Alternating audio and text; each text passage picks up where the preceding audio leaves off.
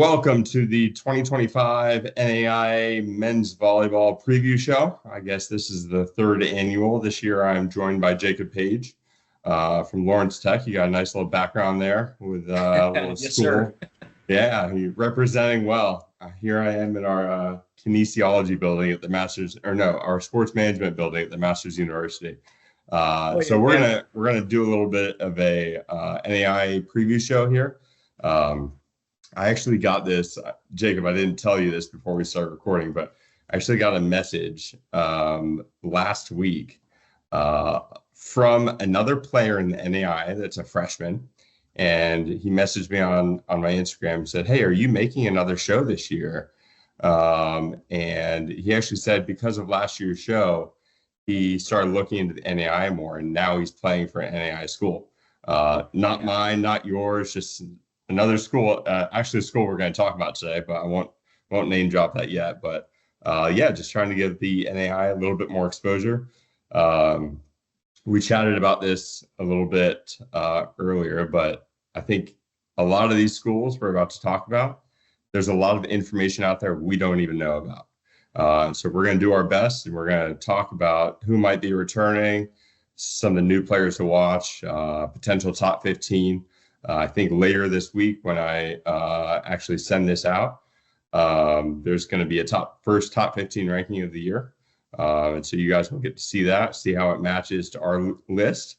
But Jacob, so what we're going to do right now to start, we're going to break this out into kind of a couple different top tiers.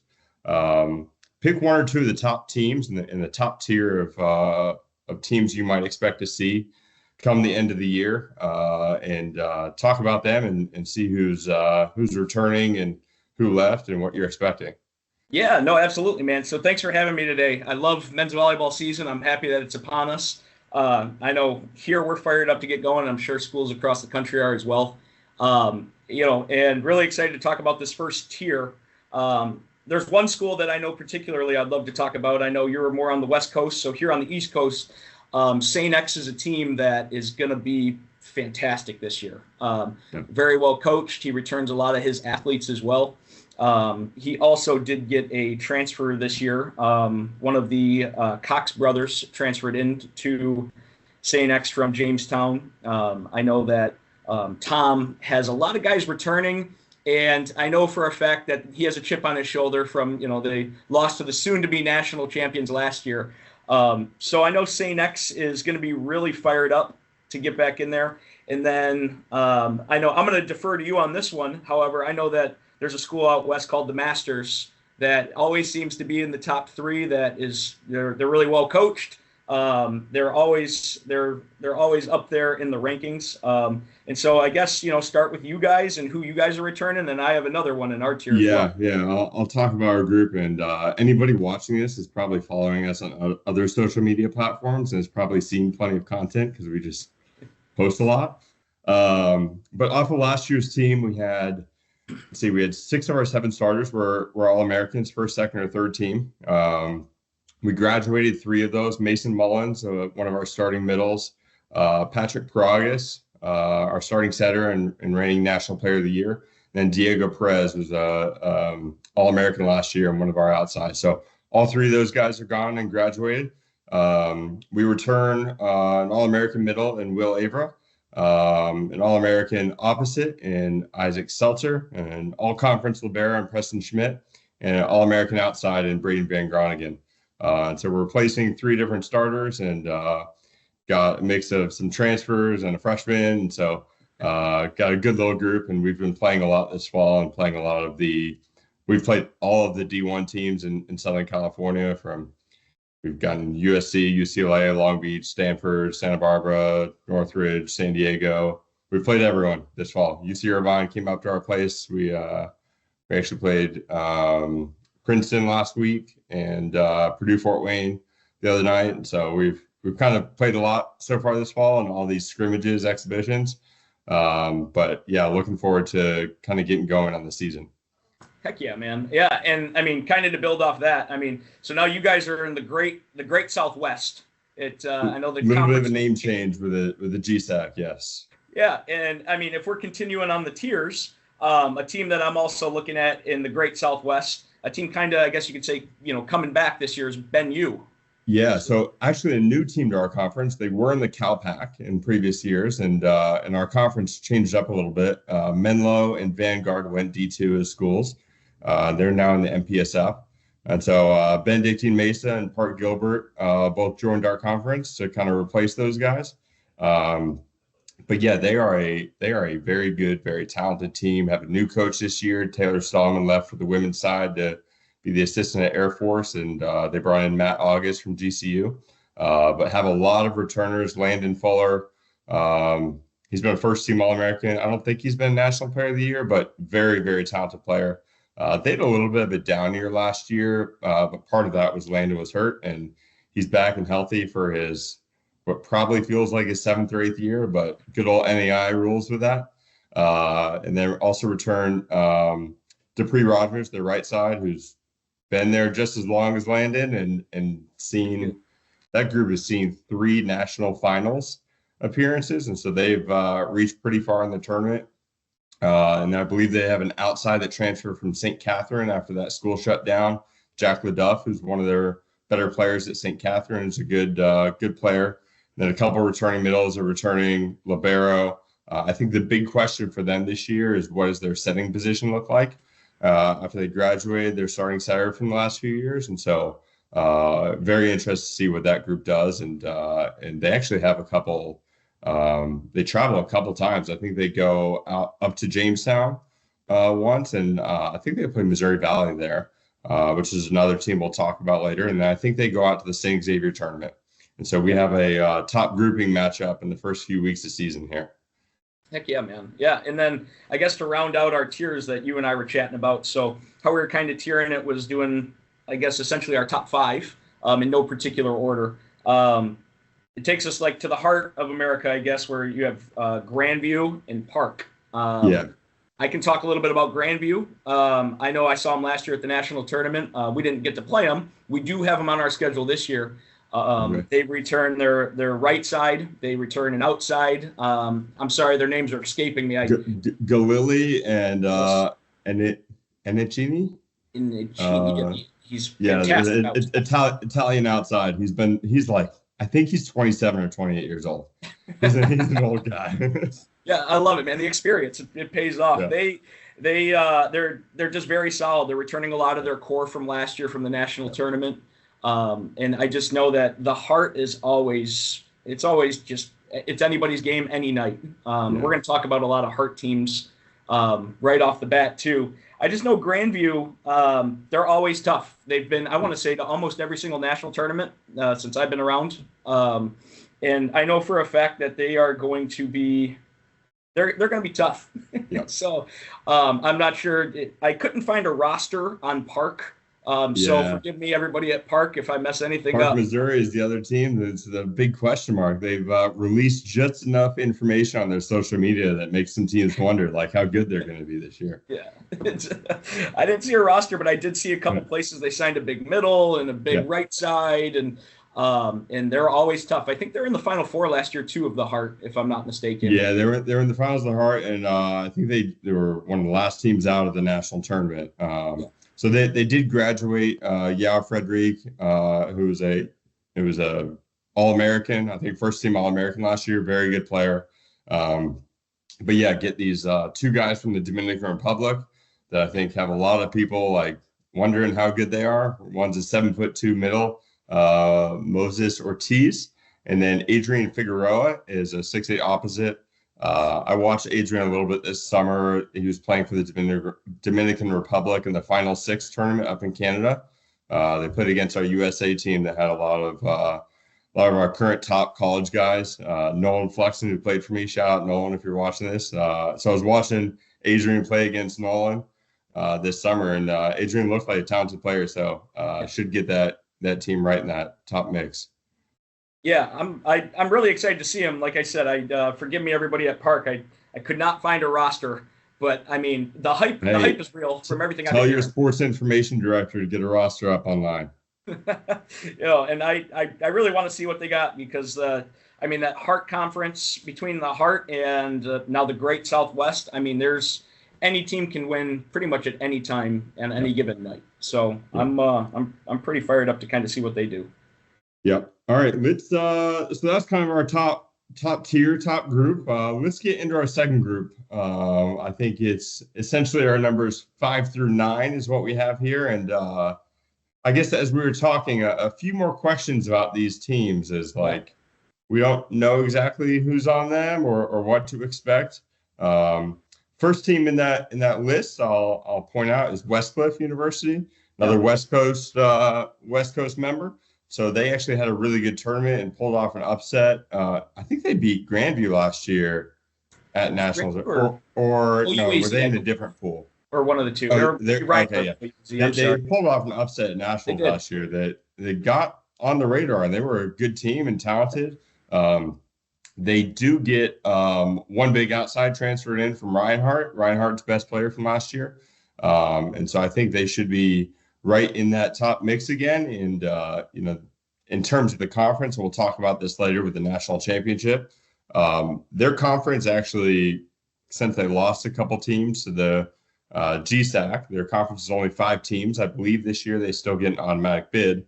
And I would probably put them as they won it last year, the heavy favorite to make it to the national tournament again. They've got a little bit of competition, as we'll talk about, with like UC Merced and Simpson, but that they should be right in the top mix of that conference and have a good shot at being able to make it all the way to nationals.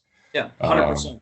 I know. I saw they do return one of their outsides as well, Tom Dempsey, and they also got the libero to transfer in from Jamestown. So okay. Yeah, so I saw that too. So I mean, it just can solidify their team completely. And now again, they're returning a lot of guys. So I mean, I can definitely see them being top of the Cal Pac. Like I'm fired up to watch what they do too. Yeah. All right, next team I want to talk about before we talk about more Hart teams, because we will talk about plenty of Hart teams, is the reigning national champions, Georgetown University. They were good at the end of the year last year. Good. And that is all it takes, is play well at the end of the year, and you can have some good things happen. That being said, we're going to start them in tier 2 just because I know they lost a good amount of their team. They had some older guys, Ryan Gunn, Kowalski, who unfortunately I think you saw the news, and some others in our community saw passed away this past fall, unfortunately in an accident. And so, but they returned some guys. I don't really know a whole lot about their team. I don't think their roster is updated online either. That's another one that we need the sports information director to get on. Yep. Please do. However, I do know that Michael Bach is coming back. They're outside. Okay, yeah, the outside from Poland. Yep. Yep, the outside from Poland. They're big 6'10" middle. Adam, his last name, I don't want to butcher it, but it's Adam from Poland. So Jose is coming back as well. And I know their middle is coming back. And so they got a couple guys. I know they got a couple recruits before the coach also departed for a D1 job.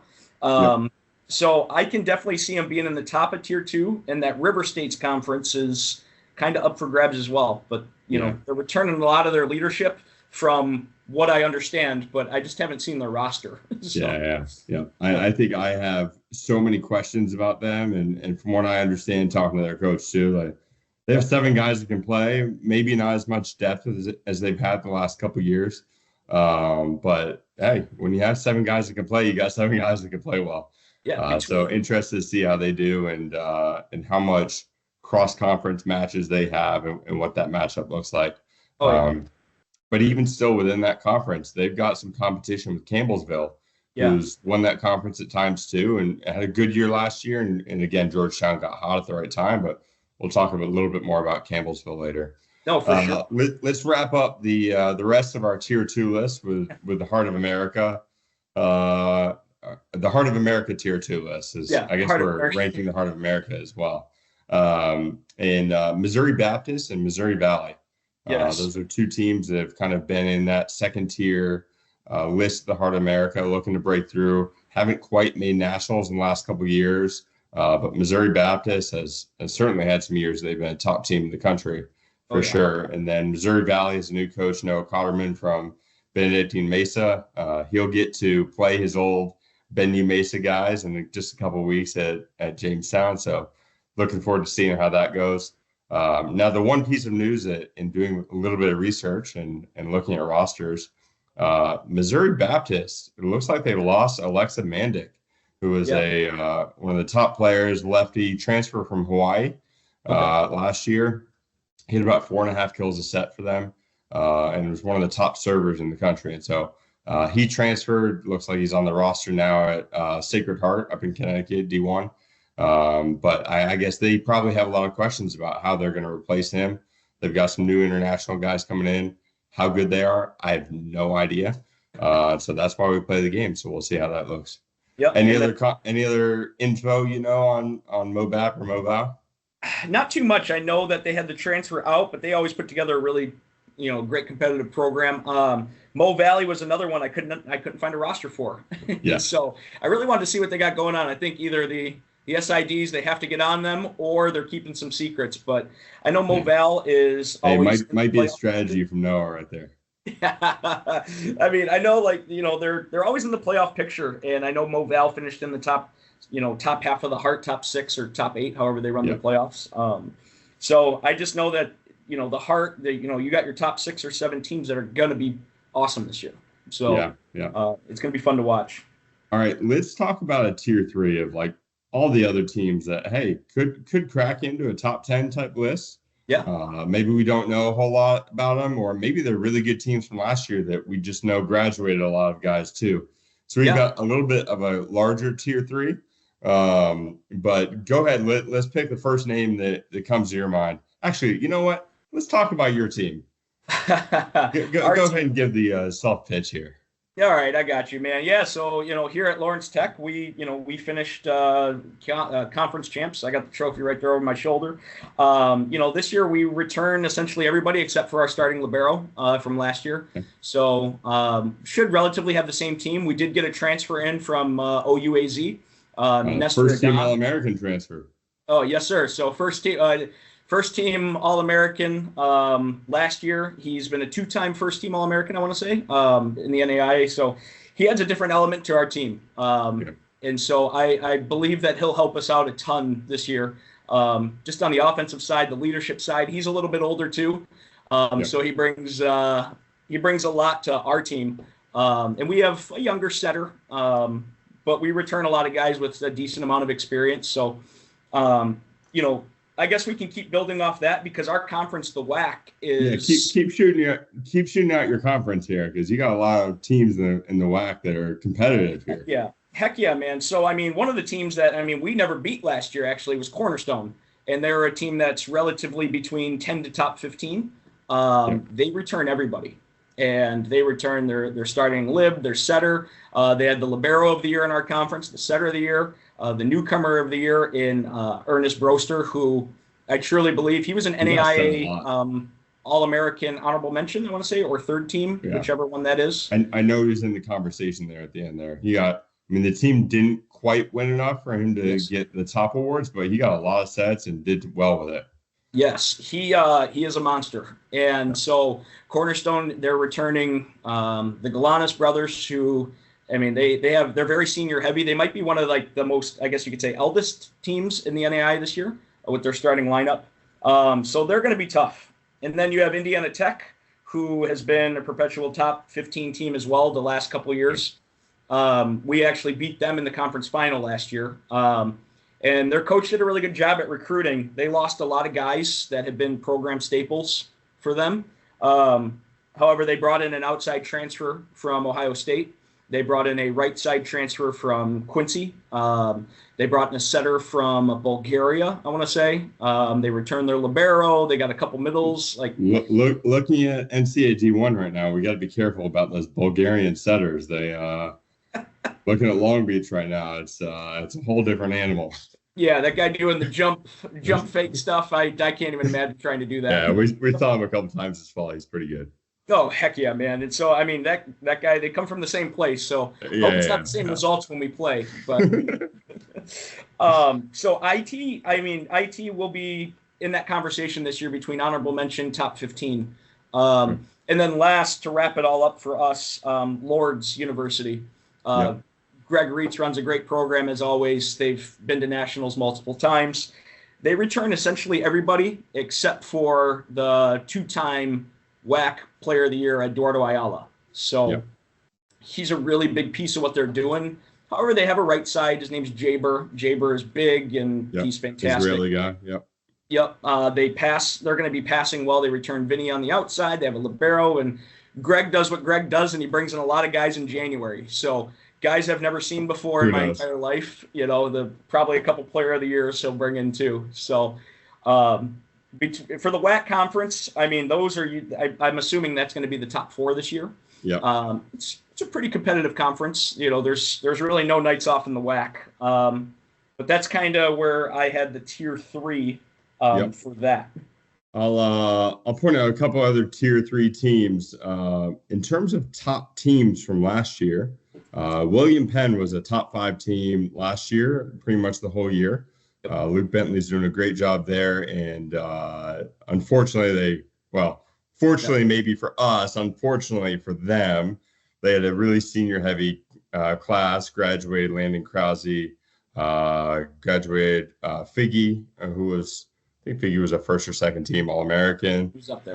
Very good player. And then Ike Papes, one of their other outsides, heavy point scorer. And so the guys that were scoring points for William Penn last year are out. I think they have a much younger team, but interested to see how they do this year, because they were really a tier 1 team last year, the whole year, based on the talent they had. And they won't be the same, but at the same time, like, those programs don't completely fall off the map either.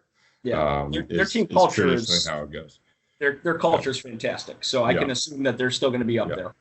And then in terms of other top 5 teams, last year in the last poll of the year, Ottawa, Arizona was, I think, ranked number 3.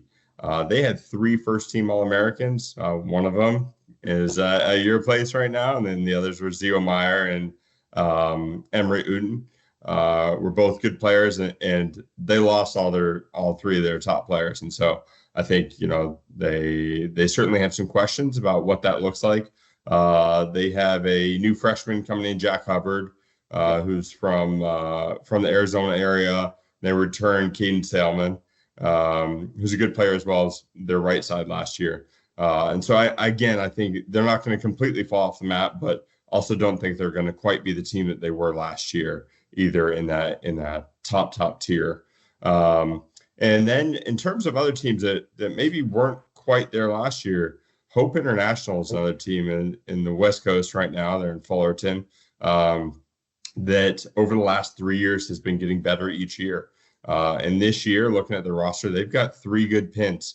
They got Colby Prowse, Julian Zavala, and actually a transfer from my team, Cole Oliver.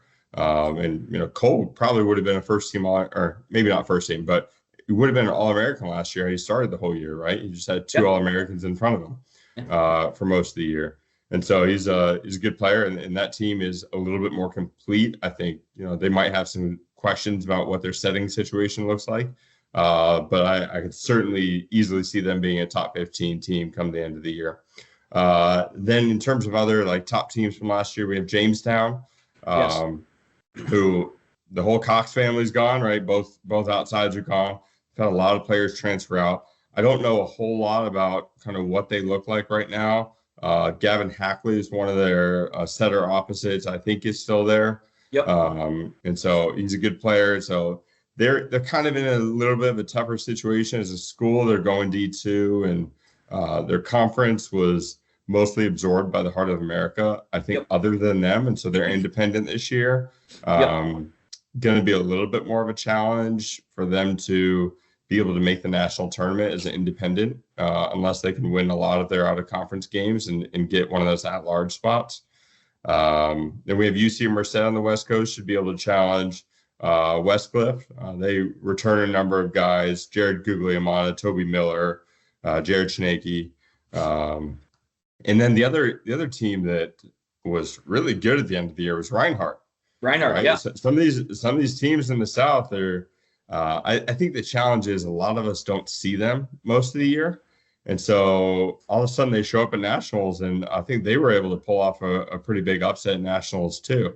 That And was so the OUAZ victory, I'm pretty sure. yeah. Yeah. And so I don't know what that is it the Mid-South Conference? Or no, Now it's the it's the AAC, AAC. Appalachian Athletic Yeah, Conference. the AAC conference looks like right there. Because Reinhardt was one of the better teams last year. Weber International has been good. They've got some players. I think Weber International won the conference 2 years ago. Yes. It was at nationals. And then, are there any other teams that are starting up in the Florida area that could jump into the mix immediately? So I don't know if you know anything more about that. I just know I'm not really 100% sure what to make of Warner. I know last year they were pretty high regarded, and then they didn't get the results that they wanted to start the year. So I'm not really sure what to make of Warner. On top of there's a new program, St. Thomas, down there near Miami. And I see all their stuff on Instagram, and I'm sure a lot of our kids do too. They seem to be pretty well funded, and they got a lot of guys. And I'm really curious to see how the AAC plays out this year, because like we were talking about earlier, like Rodolfo left Reinhardt. Now I did see that they brought in a ton of kids, but again, I didn't even see the photos and a lot of international guys. So I'm not really sure. If you're watching this, let us know how your team is projected to be this year, because we honestly don't know. I would love to see. Absolutely. Yeah. And then I guess to round out, I guess like the South, the River States, Camelsville is a team that their roster is big. I know that Coach Alfonso over there, he's doing really well recruiting wise. On top of last year, they might have been one of the only teams to take a set off of Georgetown in conference. Yep. So I know that he puts together a competitive program. He brought in a lot of guys. He recruits very well. And I can definitely see Camelsville making their way back to the national tournament, depending on, because Georgetown, again, this is just going off of the 10 seniors they had from last year and not seeing a roster. They might be kind of thin. And so Camelsville's built for depth. And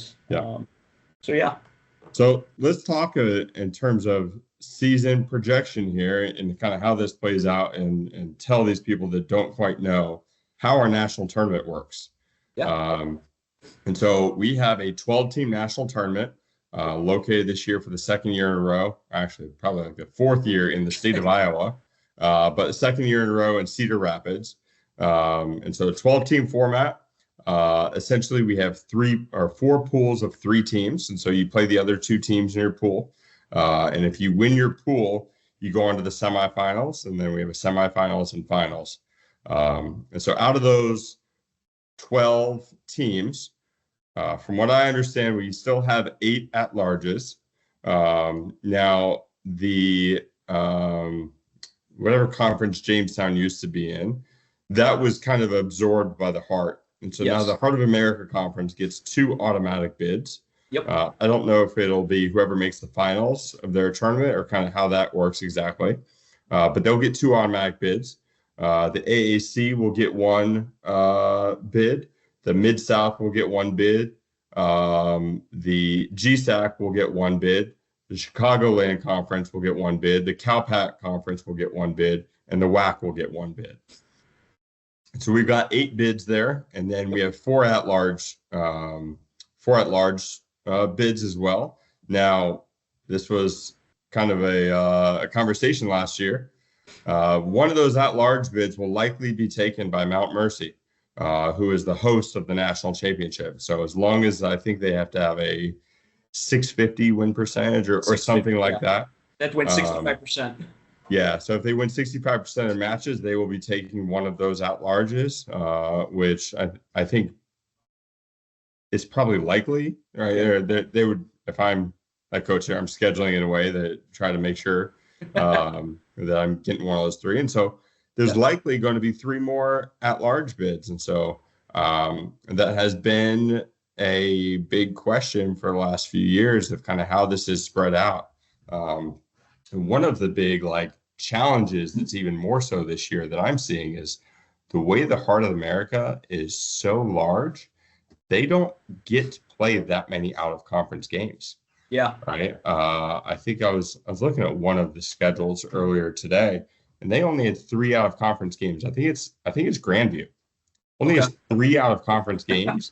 and then the rest are all conference. Yeah. Right. And that's not a knock against the Heart of America, right? That's just the situation they're in, and they get 2 bids as a result. But it will be more of a challenge come the end of the year. And how do you divvy out those likely 3 at-large bids when you have less cross-conference matches going on this year than you previously had in years before? So I'm very interested to see how that plays out. And as much as this preseason poll that's about to come out is probably heavily influenced by the last year or two or the history of some of these teams, we need to also reevaluate and look at, hey, how do we judge teams based on this year? Yeah. And how they are currently playing rather than just the history of them, right? And I get that because my team could probably benefit of the history of the last couple of years. But I've been on the other side of that and saying, hey, how do we build a program into getting this national recognition right away?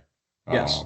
And so it should be interesting. And the other change with this and in evaluating these at-large teams is the selection committee is now using the Massey rankings as part of the selection criteria.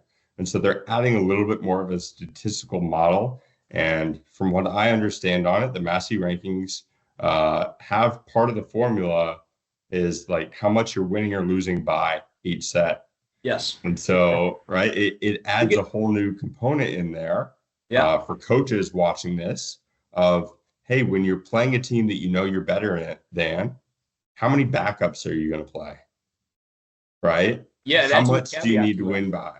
Yeah. Right. It's this whole other conversation that we're trying to figure out as coaches of not manipulating the rankings, but also not trying to get penalized by them and doing it in a way that gives us a chance for an at-large consideration. If you're one of those teams that knows come the end of the year, maybe I don't want to just bank on winning my tournament, right? Like last 2 years, my team has won our conference tournament, but we have also gone into that last weekend knowing that, hey, we're going to be playing in the national tournament regardless. It didn't matter as much. Like, it's great to win your conference tournament. Yeah. But our goal is to do well at the national tournament, right? You want to win the trophy. And so the question of how do we get to the national tournament certainly, I think, is a more interesting conversation at the end of the year. So anything else to add there? I know I completely dominated that part of the conversation, but obviously I had some thoughts on it. No, I totally love your thought process behind it. I mean, you know, I hope that one day can grow a little bit, kind of like how we just got the college football playoff bigger. You know, I hope that because the talent pool in the NAIA is so deep. There are a lot of teams. I mean, you know, I guess if we're talking about last year, like Menlo didn't even get to go to the national tournament. Park and Mobap, who, I mean, they were ranked higher than us. I can just say from experience, all last year they were ranked higher than us, and they didn't even get to go. So, you know, it's an imperfect system. However, it does create like the competition, especially on our side of the United States. I know for you guys, the West Coast has kind of dominated the at-larges. So, well, for a while before like our program got in the scene, it was the Heart of America that dominated the at-larges for a long time. Yeah. All right. So that was a conversation of like, hey, how do we get more at-larges? What do we need to do?